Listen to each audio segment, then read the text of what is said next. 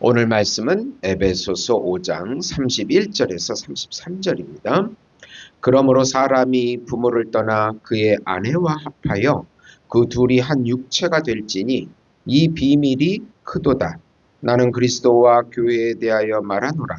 그러나 너희도 각각 자기 아내 사랑하기를 자신같이 하고 아내도 자기 남편을 존경하라. 아멘.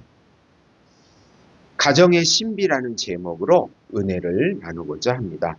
사랑하는 성도 여러분, 현대사회는 가정을 점점 계약관계로 감정의 연합으로만 이해하려고 합니다.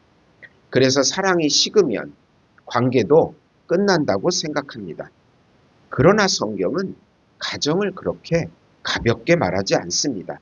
성경은 가정을 하나님의 창조 질서 안에 있는 신비로 설명합니다. 그 신비는 단지 남자와 여자의 결합이 아니라 그리스도와 교회의 관계를 비추는 거울이 되기 때문입니다. 사도 바울은 에베소서 5장에서 부부관계를 설명하다가 갑자기 이렇게 말합니다. 이 비밀이 크도다. 가정은 인간이 만들어낸 제도가 아니라 복음의 깊은 진리가 담긴 하나님의 계시이기 때문입니다. 오늘 말씀의 핵심은 예수님과 교회가 한 몸이듯이 남편과 아내도 한 몸이라는 것입니다. 우선 결혼을 하면 부모와 정신적, 육체적으로 독립을 하고 부부가 한 가정이 됩니다. 오늘 말씀이 그 31절 보시면 그러므로 사람이 부모를 떠나 그의 아내와 합하여 그 둘이 한 육체가 될지니, 이것은 바울이 창세기 2장 24절을 인용하면서 결혼을 하면 모든 것에서 부모를 떠나야 한다고 말합니다. 완전한 독립을 의미합니다. 한국 가정이 힘이 든 것은 무슨 일이 있으면 시댁이나 친정에서 불평하기에 부모의 간섭이 들어가게 됩니다. 이것은 잘못된 일입니다. 실제로 부부는 한 몸이 됩니다. 한 육체가 되기에 영원한 하나입니다.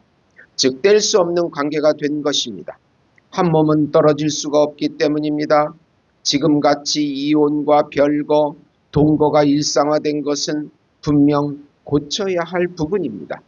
우리는 결혼하기 전에 충분히 남편과 아내의 역할과 같이 하나님의 명령을 지키도록 노력해야 합니다. 가정이 무너지면 귀한 자녀들도 무너질 가능성이 크기 때문입니다. 부모를 떠난다라는 말을 더 구체적으로 살펴보면 부모를 버리라는 뜻이 아닙니다. 불효를 조장하는 말씀이 결코 아닙니다. 여기서 떠난다는 말은 정신적이고 정서적이고 책임의 중심이 이동한다는 뜻입니다. 결혼 전에는 부모가 삶의 우선순위였다면 결혼 후에는 배우자가 가장 중요한 관계가 됩니다. 많은 가정 갈등의 원인은 이 원리를 지키지 못하는 데서 시작됩니다. 결혼했지만 여전히 부모의 의견이 절대 기준이 되고 부모의 문제를 부모에게 먼저 가져가는 경우가 그렇습니다. 성경은 결혼을 단순한 동거가 아니고 한몸됨이라고 분명히 선포합니다. 이 한몸됨은 세 가지 차원을 포함합니다. 육체적인 연합, 성적인 결합을 의미합니다. 정서적인 연합, 마음과 감정의 연합을 말합니다. 영적 연합, 하나님 앞에서의 언약적 결합입니다. 두 개의 나무가 어릴 때부터 가까이 심어지면 자라면서 가지와 뿌리가 서로 얽히게 됩니다. 나중에는 한 나무를 베어보면 다른 나무도 함께 상처를 입습니다. 부부도 마찬가지입니다. 하나님은 부부를 그렇게 분리할 수 없는 존재로 묶으셨습니다. 결혼은 감정의 문제가 아니라 책임의 시작입니다.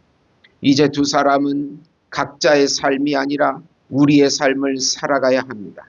나의 결정은 가정 전체에 영향을 미칩니다. 나의 실패는 배우자의 고통이 됩니다. 나의 성장은 가정의 복이 됩니다. 이것이 하나님께서 의도하신 결혼입니다. 두 번째로 가정의 비밀은 바로 예수님과 교회의 비밀로 해석할 수 있습니다. 바울은 이 비밀이 크도다. 나는 그리스도와 교회에 대하여 말하노라. 이 비밀 미스테리오는 예수님의 십자가 사건을 통해서 유대인과 이방인이 연합이 되는 것입니다. 그리고 예수님을 머리로 교회가 연합되는 것입니다. 예수님을 머리로 온 열방이 예수님의 몸이 되는 비밀입니다. 이 비밀이 바로 가정에서도 나타납니다. 바로 남자와 여자의 연합입니다. 남자가 머리가 되고 여자가 몸이 됩니다. 분리될 수가 없는 놀라운 하나님의 구원의 비밀입니다. 하나님에게서 예수님이 오셔서 우리를 신부로 맞이합니다. 부모를 떠나서 남자가 아내를 신부로 맞이합니다. 이 관계는 구원의 관계로 비유되어 하나님의 사랑과 예수님의 은혜와 성령님의 감동의 역사가 있습니다. 분리가 불가능한 관계입니다. 가정을 통하여 성삼위 하나님의 은혜를 깨닫게 되는 것입니다. 이 땅에서 성삼위 하나님을 이해할 수 있는 유일한 도구입니다. 하나님에게서 나오셔서 예수님이 우리를 신부로 맞이하여 한 몸 육체가 되었습니다. 부모를 떠나서 남자와 여자가 한 몸이 되는 것입니다. 좀 더 구체적으로 보면 부부 이야기를 하다가 바울은 나는 지금 그리스도와 교회를 말하고 있다라고 말합니다. 즉 가정은 그 자체가 목적이 아니라 복음을 드러내는 통로입니다. 하나님은 눈에 보이지 않는 구원의 진리를 눈에 보이는 가정이라는 제도를 통해서 설명합니다. 앞선 본문에서 바울은 이렇게 말했습니다. 에베소서 5장 25절입니다. 그리스도께서 교회를 사랑하시고 그 교회를 위하여 자신을 주심같이 하라. 예수님의 사랑은 조건적인 사랑이 아닙니다. 교회가 완전해서 사랑하신 것이 아닙니다. 죄 많고 연약할 때에도 먼저 사랑하셨습니다. 십자가는 감정의 표현이 아니라 희생의 행동이었습니다. 종교개혁자들은 가정을 작은 교회라 불렀습니다. 가정 안에서 용서가 배워지고 인내가 훈련되며 복음이 살아 움직입니다. 자녀들은 부모의 설교보다 부모의 결혼 생활을 통해 하나님이 어떤 분이신지를 배웁니다. 그래서 사탄은 교회를 공격하기 전에 먼저 가정을 무너뜨리려고 합니다. 가정이 무너지면 교회도 약해지기 때문입니다. 세 번째로 가정이 유지되려면 남편은 아내를 사랑하고 아내는 남편을 존경해야 합니다. 남편은 아내를 사랑하라고 합니다. 이 말씀은 하나님이 인간을 사랑하고 왕이 백성을 사랑하고 주인이 종을 사랑하는 것과 같습니다. 머리인 남편은 아내인 몸을 자기처럼 사랑해야 합니다. 반대로 아내는 남편을 경외함으로 존경해야 합니다. 이 말씀은 인간이 하나님을 경외하고 존경하고 백성이 왕을 경외하고 존경하고 종이 주인에게 경외하고 존경하는 것과 같습니다. 두려움을 가지고 존경하고 순종해야 합니다. 이 원리가 지켜질 때 가정은 지켜지는 것입니다.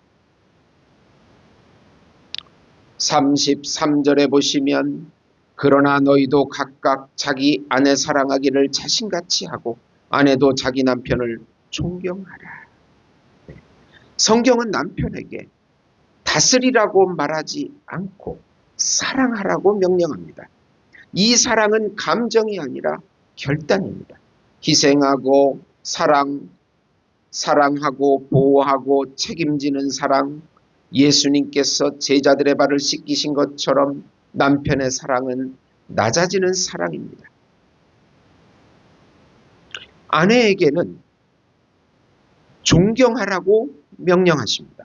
존경은 두려움이 아닙니다. 열등함의 인정도 아닙니다. 존경이란 하나님께서 세우신 질서를 신뢰하는 믿음의 태도입니다. 남편이 완전해서 존경하는 것이 아니라 하나님을 신뢰하기 때문에 존경하는 것입니다. 많은 남편은 사랑받지 못해서가 아니라 존중받지 못한다고 느낄 때 무너지게 됩니다. 남편이 사랑하면 아내는 안정감을 얻고, 아내가 존경하면 남편은 책임감을 회복합니다. 이것이 하나님이 설계하신 가정의 선순환적 구조입니다.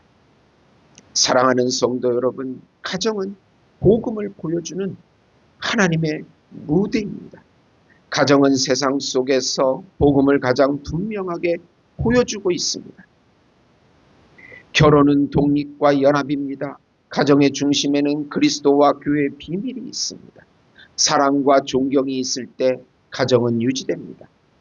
완벽한 가정은 없습니다.